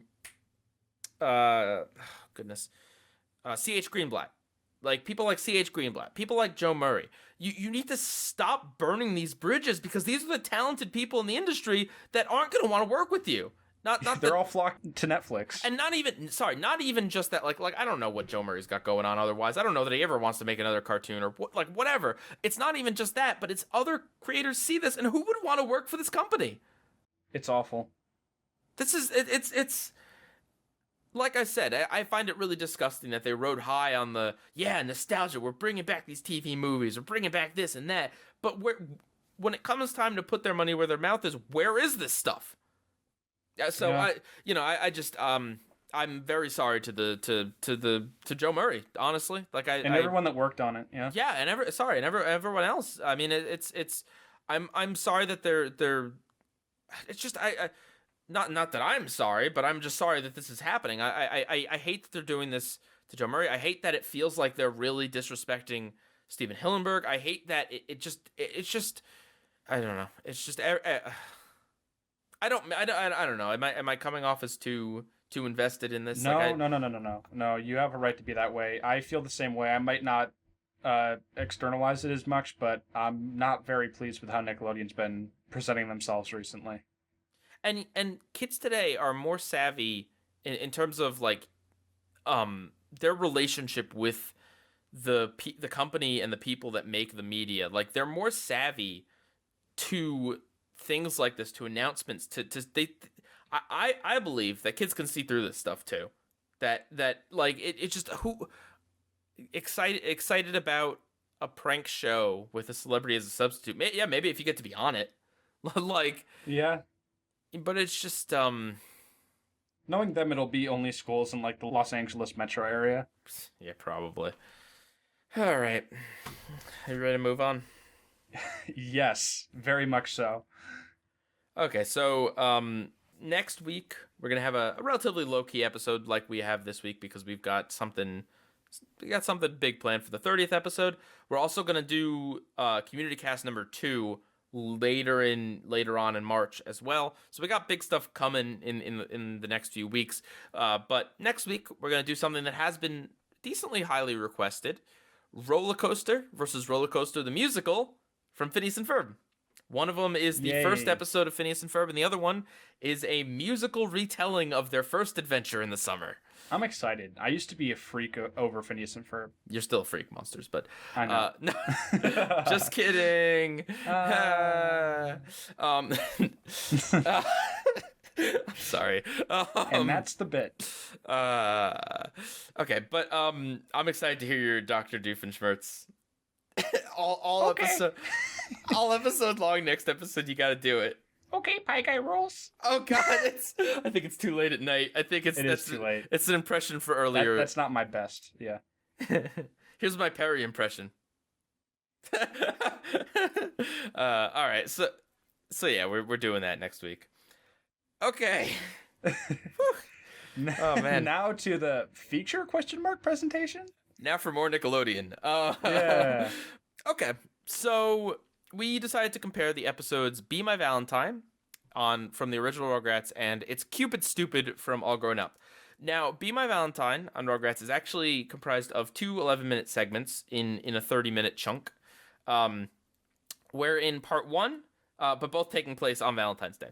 Part 1, the kids are just hanging around Tommy's house, and Angelica cooks up this story that if Spike gets hit with Cupid's arrow, or wait, what? How does it go again? What is the premise of this one? I just thought it was like Angelica was like, Spike needs to, I don't remember the consequence, but she was just like, yeah, Spike needs to find a romance before the end of the day. I believe Angelica shoots him with her arrow. Yeah. I think that's the prompt. But anyway, Angelica basically just says that, yeah, Spike needs to find love, because if you don't find love at the end of Valentine's Day, he'll just be miserable forever. Right. Which, I mean, true. But no. Yeah. So the Rugrats try to pair, and it has to be an animal. So the Rugrats try to pair him up with Angelica's cat, Fluffy. Yeah. I guess we'll talk about this before we go on to the other one. I won't explain the thing. I remember the second part of this. I remember the other story. I didn't remember this at all. Yeah.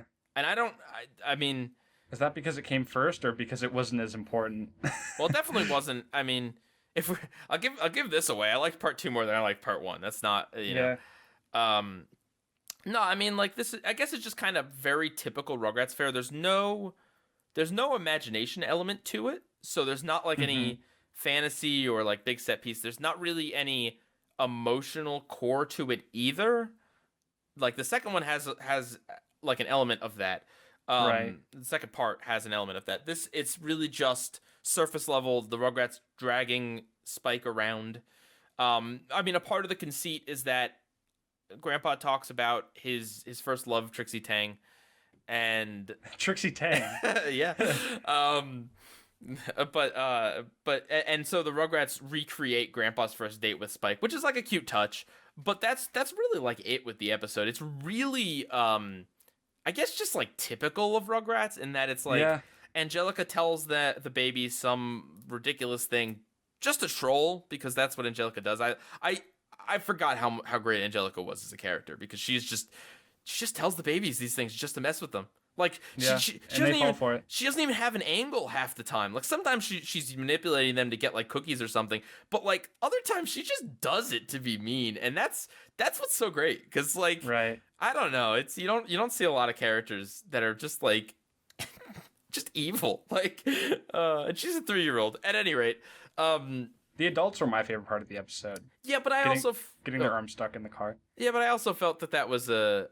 I mean, it's like a very dad bit. Like you can definitely tell that the adult stuff was very much pulled from Klasky and Cupo and the other people that worked on the writing staffs, like anecdotes and lives as parents. Well, yeah, that is Rugrats to some extent, where it's just the kids are doing these smart and adventurous things while the adults are acting stupid. Right, but it's not even just that. It's that the adults' adventures are often like a satire on just like being an adult or parenting. Yeah. But like I thought it was all right, but they get the men. Chaz locks the door on this vehicle he's borrowing, and they try to unlock it by sticking their arm in, and all the guys get their arm stuck, and they have to get towed. Like that's it. I mean, it's a cute bit, but I didn't find that particularly memorable. It's not Stu losing control of his life at 3 a.m. because he's making Angelica pudding. It's not like that. But I mean, I guess I would just say that it is very just typical Rugrats fare, and that I didn't hate it. And you know what, I want to say this overall, that I don't give Rugrats enough credit, because I think back at the show and I think of all the potty humor. I think of just kind of some of the immaturity. I think of how, I guess, I don't know, maybe in later seasons it got really repetitive with just kind of like they have the same imaginative adventures. But Rugrats really was very influential, and I think rightfully so, because when you get past like, lol 90s synth and beeps and bops and weird head designs and like all that other stuff, like colorful wardrobe. Right.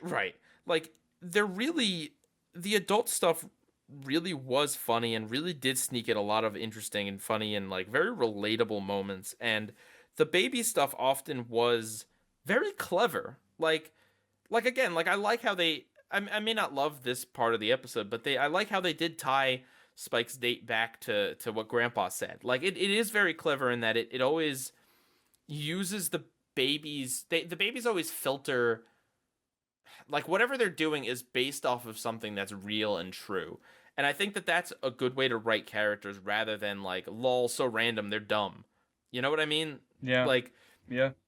And there is just something stylistically about the show that really isn't replicated. Not even, I don't even think it's fair to just be like, yeah, the show is like, it's so 90s. Like that's its style. Like, yes, it is very 90s, of course. But even other 90s shows weren't like this. Like, I don't know. I mean, I don't give Rugrats enough credit. It was big.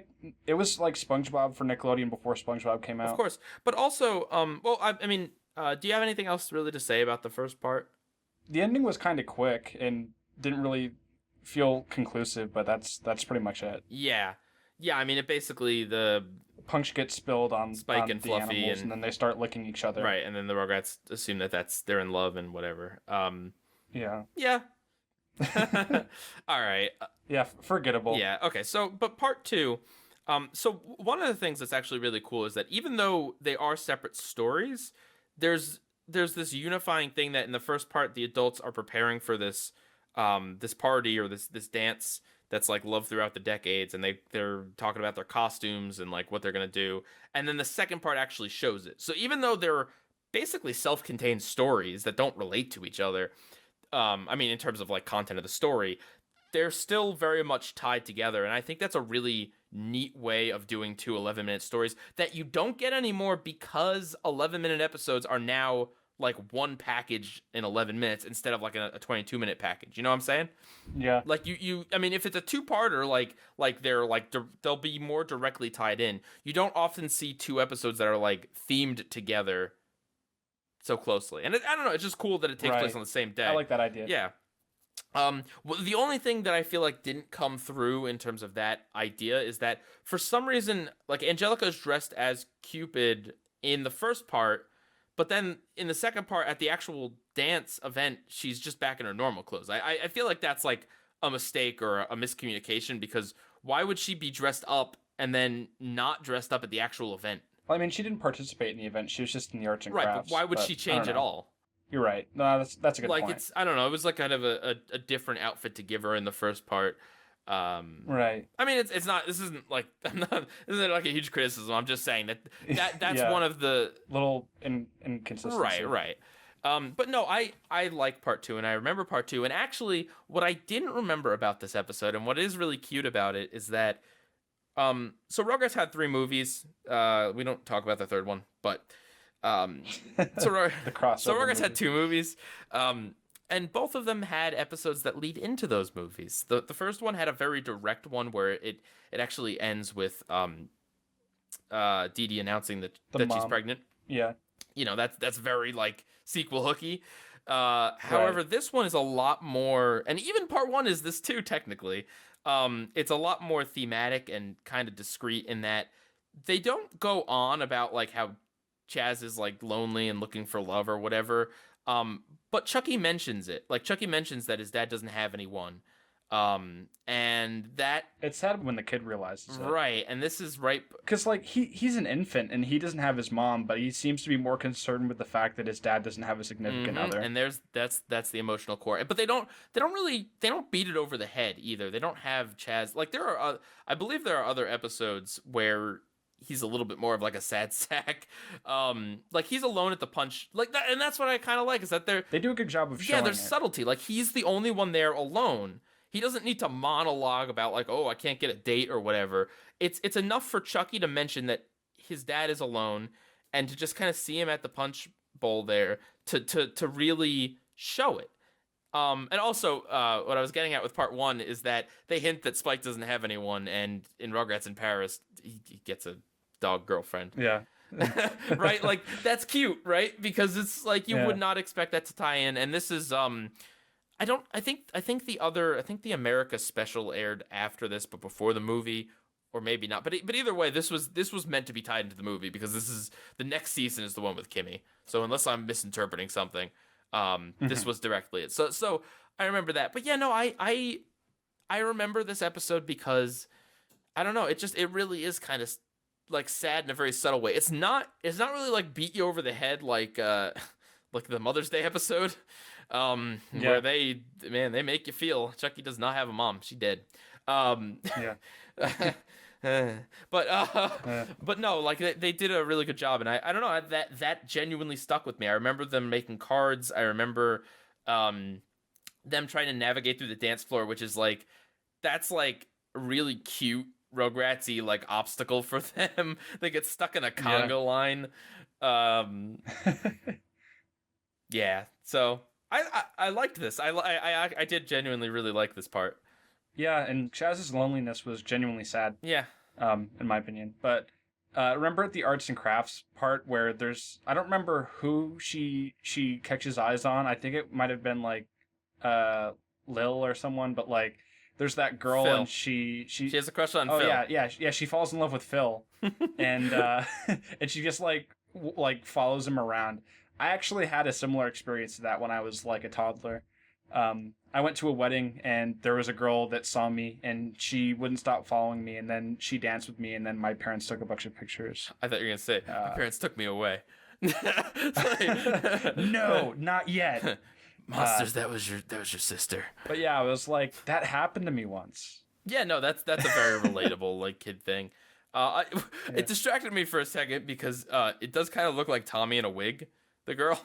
Yeah, a little bit. Like the head shape is pretty much exactly the same, but I think they were trying to maybe show that she was younger. I don't know, but she looked like Tommy. Also, aren't Angelica and Susie trying to make a card for the same guy? Yep. Timmy McNulty. Yeah. That was funny. That was cute. In that Angelica and Susie are fighting over making cards for this guy, and they try to put personal touches like a button off her shirt, and Angelica gets her shoelace, and then McNulty is like, yeah, this is great, and then just takes those two things and puts them on his drawing of a fire hose or a fire engine. And oh yeah, I can use this as a button for my Dalmatian and a fire hose. And I also like how like they don't. It's not even like they like beat him up or something. Like I feel like that could have happened, but instead they're just like, wow, what a loser, and they're just like, yeah, we're friends, we don't need him. Yeah, that was cute. Walk off into the sunset. Yeah, again, nothing like groundbreaking or anything, but it's just kind of like, I don't know. Rugrats has those cute moments. Also, something else that was like really genuinely sweet is that Dee Dee and Stu like missed their kids. Like, when they showed up, they were like, "Oh, they were looking for us." You know, we were missing them. It's interesting because it's not really anything to do with the story or important in any way, but it is just kind of sweet to see the show take steps out of its way to be like, these are parents that do genuinely love their kids and want to spend time with them, even though they're always leaving them with their narcoleptic father. But no, like, I don't know, that was just like a sweet little moment. And also like, yeah, I mean, on the level of relatability, like who hasn't gotten dragged to some sort of adult function and thrown in like a room with the other kids? Yeah. Also safety scissors. with the grooves. Those special scissors. I did not like this. Really? Nobody did. What? Yeah. You could make like ninja stars to impale people. Also, what was up? What was up with Dill's get up in the Dill's a butt. They put him in like a heart-shaped head thing, but it's a butt. It's weird. Do you know what I'm talking about? Did you? No, No, I you don't. didn't remember that part? Okay. No. All right. Well, yeah, I mean, it's like, I don't know, it's almost quaint talking about Rugrats because it is from another era, but I got more out of this than I thought I would, even if it's not strictly something that, I don't know, gives us a ton to talk about, to be honest. I'm ready to move on to All Grown Up if you are. Yeah. Okay. So you know, I appreciate Rugrats every time I go back to it more and more. I think I appreciate All Grown Up less and less every time I go back to it. So, ooh, yeah, this is an episode called "It's Cupid Stupid," which is a great name, just beautiful. Like I can imagine like reading that in Dill's voice, like "It's Cupid Stupid." Awful impression. Sorry. Yeah. So this episode is about. I hate that. I hate it. Little Romeo.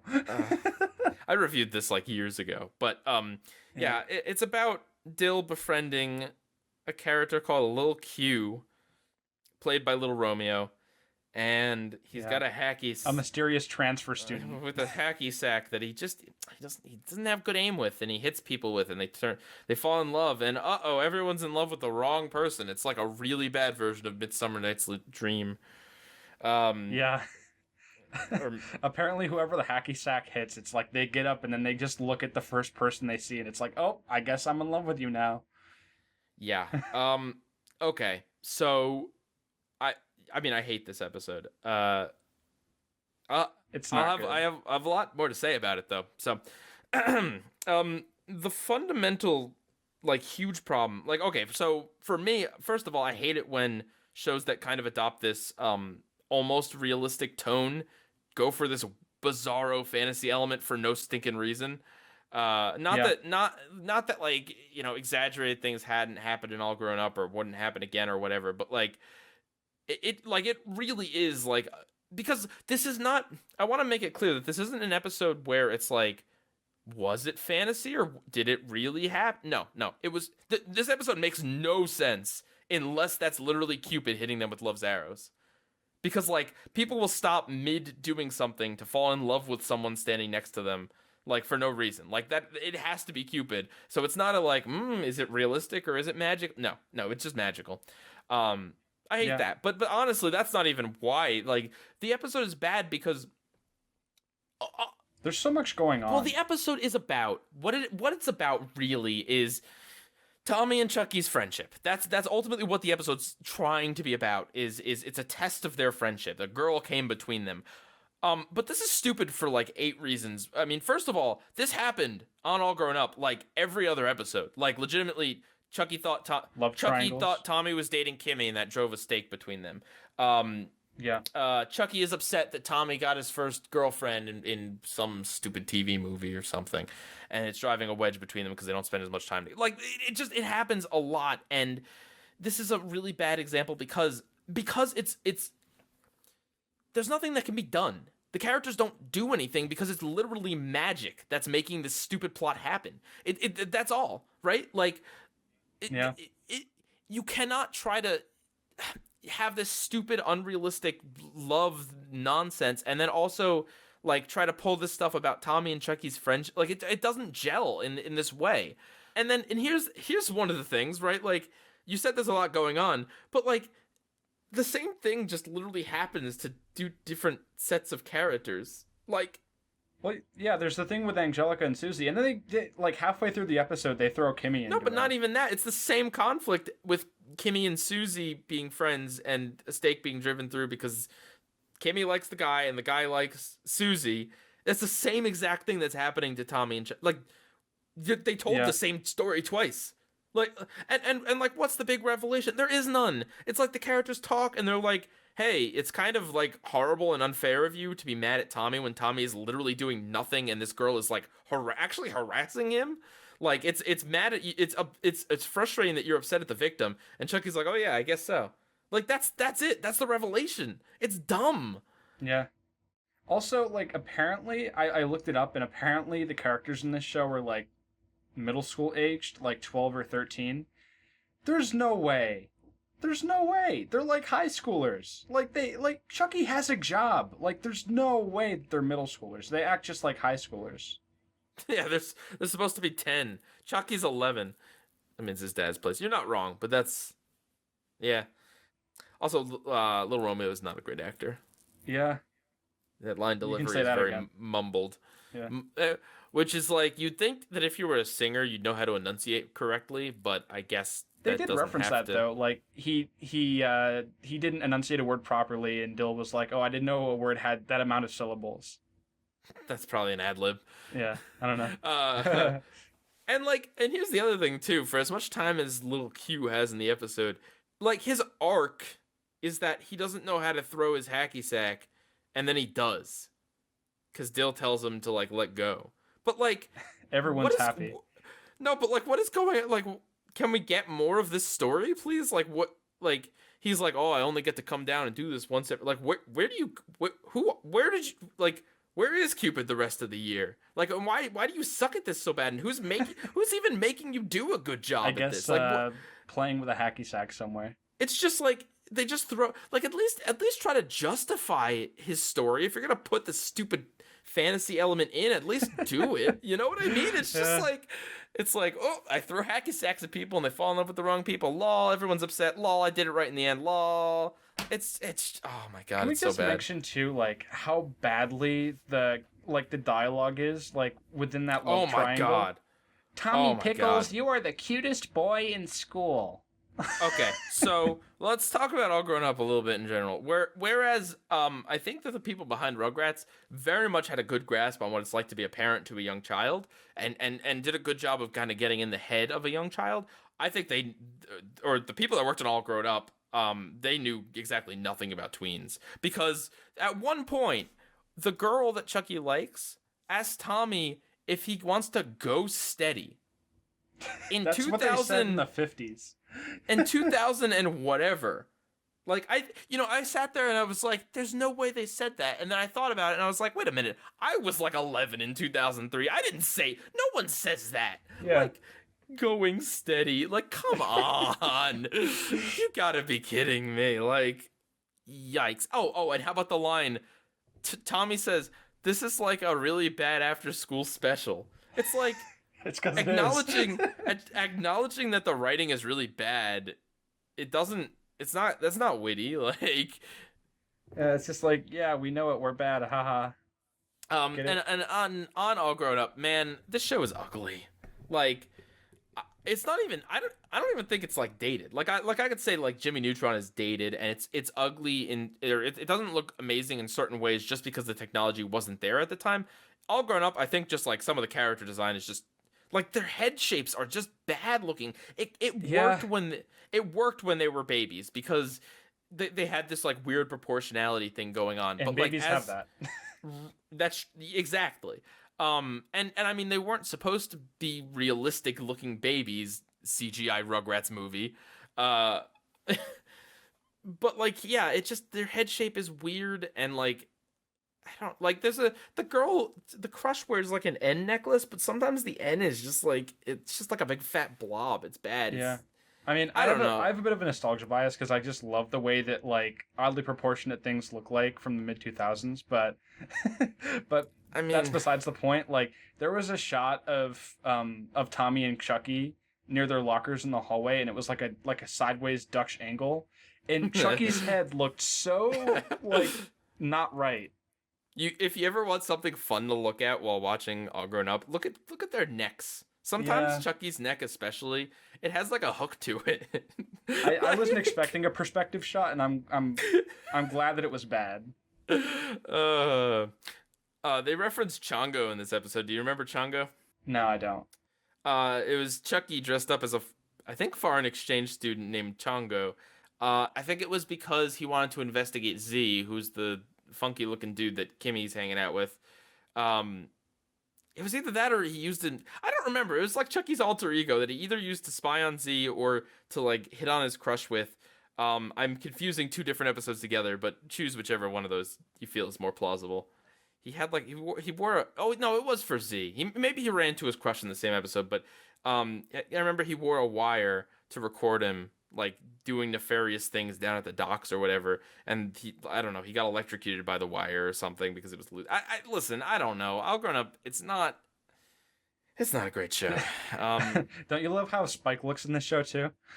Oh, older Spike. Okay, that was my favorite. Okay, first of all, that was a great gag, even going back to all growed up. Yeah. Where Spike is just this weird fat cone looking dog. But no, that was the one good part in this whole stinking special. Yeah. The one thing I laughed at was this gag of just old Spike just like looking longingly at the vacuum cleaner. Like just the face he makes is funny, and then B, the fact that Stu says like it's a specific attachment that Spike is looking at, as if like they really want to nail in an innuendo here. Yeah. That was funny. Yeah. That was genuinely funny. But everything else about this, I really did not yikes. Like. Yeah. No. And they tried to like they also tried to give every character something to do. Like Lil has, I don't know, she's like manning the snack bar or something. Like I don't know what her purpose is in the episode. It's not, there isn't one. But they have like 8 Rugrats characters, so they got to use all of them, I guess. Yep. Also, Angelica and Kimmy fighting over the same guy, kinda, sort of. Yeah, Sean. It connects to the first episode. Or you mean Susie, right? Yes. Did I say? Yes. Yeah, I meant Susie. Yep. That's a connection. Yeah. Yeah, I mean, I don't know. This was a and of course, Angelica, who truly doesn't deserve what she wants, gets what she wants at the end. Yeah, I don't understand that one. Like, who Cupid, who's making up your rule book on who gets to fall in? Like, why are you manipulating these people? Because he can. Like, what? And, like, I don't understand. Like, okay, if it's a hacky sack instead of, like, an arrow, can't you just, like, walk up next to someone and just, like lightly, like, toss it, like, at their back? just do, like, a point logistics. Blank. Right. Yeah, I don't know. If some guy throwing bad hacky sack like shots explains real life relationships, that explains a lot of my past. I feel like I don't know who came up with this episode. It's bad. I like that stupid is in the title. Yeah. As if they were too subtle. It's indicative. By the way, right? Like as if the writers thought to themselves after writing this episode, I don't know, is it clear enough that little Q's Cupid? Better make it clear in the title then. Those teenagers don't understand nothing. They're always going steady. Those kids will know that little Romeo hanging out at the internet cafes making smoothies. Like, oh boy, oh boy. Oh no. Yeah, I don't. Dill. I can't hear Dill talking without thinking of Ben 10. Yeah, no, like I didn't think about that until you brought it up, and now I can't stop thinking about it. Tara Strong, very amazing voice actress, and like hugely versatile in terms of like voicing adolescent males and Bubbles and yeah, like no, she does a great job. And I will say that even though it is this very similar, there is actually like a slight something she does different. I think maybe a little more high pitch for Dill. Like it is not actually literally the same voice, which is interesting. And by the way, All Grown Up came out first, so this isn't like a criticism. It's just like a note. But yeah, she's talented enough that there is a difference. But honestly, you voice as many characters as she does, and some are going to sound the same. And it's not even just that they sound the same. It's also that like Dill has that like carefree attitude that Ben had. Yeah, doing a bunch of like gross like young boy things. Yeah, like saying like cool, like that sort of thing. I'm gonna put a brownie in the copier machine. Yeah, why does I don't like Dill. I love all my Rugrats equally. I don't care for Dill. No, he's the younger sibling. Like, yeah, I mean, there's like that fan theory that like Tommy dropped him, and that's why he's so special. Like, listen, for some reason, Stu and Dee Dee were not disturbed at the fact that their 1-year-old child was carrying their like 0.2-month-year-old child. Yeah. I'd be pretty disturbed at that, to be honest. Yeah. Speaking of All Grown Up, have you ever seen a baby in the All Grown Up universe style? I don't think so. It just looks like a normal baby with normal proportions. It doesn't look like a Rugrats baby, so it's just like really weird. Yeah, I don't remember too much from All Grown Up. The only other episode I remember is it was like where they went out to a Wild West ranch. Oh, yes. Interview with the campfire. Yeah, that was on one of the Nick Pick DVDs. I wouldn't Nick Pick that episode. That's another one with the stupid fantasy element for no reason. We ain't going west. Yeah. I'll tell you that much. Ah, brother. Yeah, I don't know. I mean, I guess to be fair, Cupid Stupid was like episode 8 or something. Like it was early in season 1. Yeah, and there was like, what, 5 seasons? Yeah, something like that. Maybe I'll watch the Yu-Gi-Oh episode and see how I feel after that. Do you remember that? I don't. Chucky gets addicted to a card game called You Gotta Go, and I know. And he gets so desperate to buy more packs that he like steals coins out of a water fountain, and that's like his low point. Dude really should learn about buying single cards on the internet to build your deck. I mean, that's much more efficient. Is that like a drug metaphor?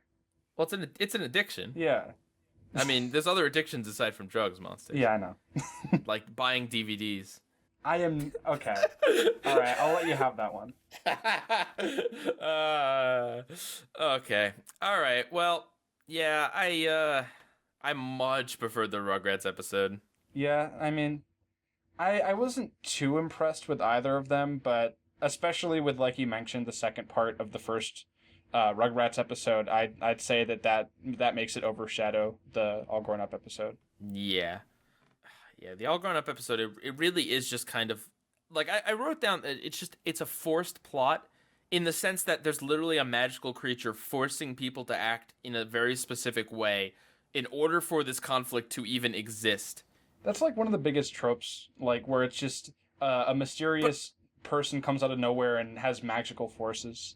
Yeah, but it's just it's forced because it's like and it's frustrating too because it would have been much more interesting if it actually was like Tommy actually did like this girl, but like didn't want to pursue her because of Chucky. And actually I think they do that in another episode, but You know what I mean? Like, I feel like that would have been much more genuine and realistic, and that would have made the drama between Tommy and Chucky feel more real instead of, like, here's a girl who's not unrealistically, but who's, like, exaggeratedly, like, stalking Tommy, and, like, Chucky seeing this and seeing how Tommy interacts with her, and he's still, like, mad at Tom. It really is forced. It does feel like a bad after school special.